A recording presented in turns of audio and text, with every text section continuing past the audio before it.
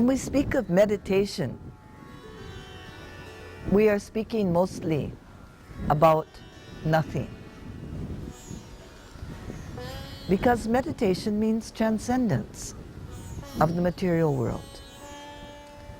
That world that we see with our senses, that we perceive through sight, through hearing, through smell, and so forth. We have to go beyond that in order to reach a meditative state.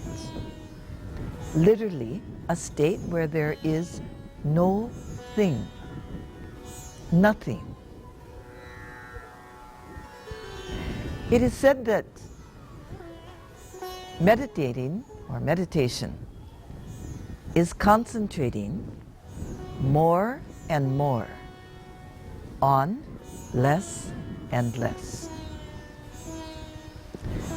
Now, most of us are so locked up in the sensual world, we cannot tolerate the meditative state. We cannot tolerate a state where there is no thing, where there's nothing. And most of us are so occupied with becoming somebody, we cannot tolerate the idea of being nobody. We succeed in meditation when we have nothing, no thing, and we are nobody. Meditation is an exalted state. One has to work to achieve that state. So much work must be done before meditation can occur. And this is what is implied by the word Dhyana. Normally, the classical yoga is thought of as having 8 parts, of which meditation is the 7th. Meditation in Sanskrit is called Dhyana. The idea is that Dhyana is an exalted state of consciousness. It is something that cannot be practiced, but rather one prepares one's body, emotions, mind, to the point where dhyan occurs spontaneously.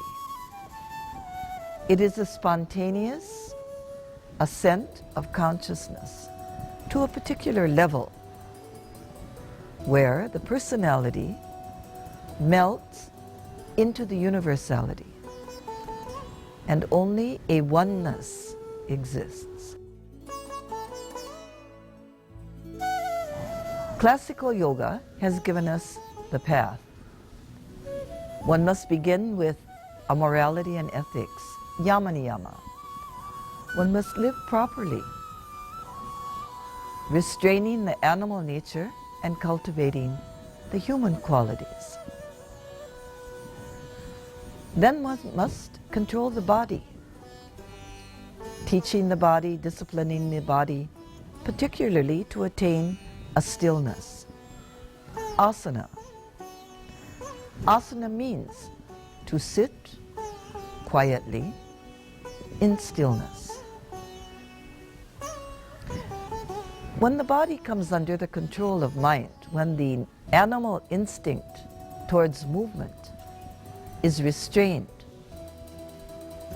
then one is ready for pranayama, controlling the flow of energy, the energy currents which flow into the body, out of the body, the energy currents which sustain the mind, the emotions, and the entire being. These energy currents, called the pranic flow, are directed, controlled, intensified through pranayama. When all of this has been achieved to some extent, then the attention must be turned to the senses, the sensory impressions, and restraining the senses, controlling the senses, understanding the position of the senses in one's life, transcending the sensory stimulus. This is what we meant when we said meditation, dhyan, is to speak of no thing. When we control these sensory impressions, we enter a state where literally we do not perceive the material world. After we have achieved that state where the body is still, the prana is stilled and controlled, where we are living a life that is disciplined, moral, and ethical, and the senses come under control, and we are satisfied and happy to live with minimum sensory stimulus, we are ready to enter what is called in yoga dharana, or concentration. Then we begin to work directly with mind, making the mind one-pointed, teaching the mind to become concentrated, to stay on one point, ekagrata.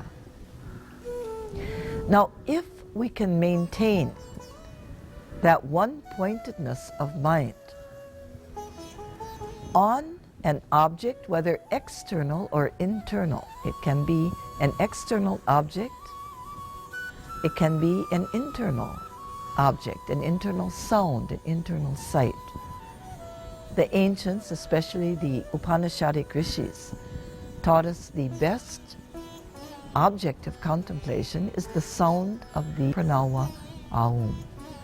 Now when that one-pointedness becomes total, then the will is transcended. Even the human will is transcended. And that flow of consciousness exists where there is neither object nor subject, but simply a flow.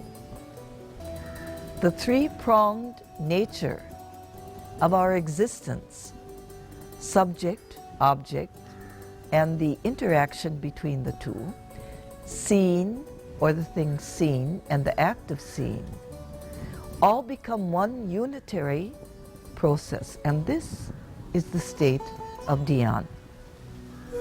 Now this can occur only when the other states have been mastered to some extent. Dhyana, therefore, is not concentration. We can plant the seed, we can water the seed, but we cannot make the flower bloom. That is not in our power.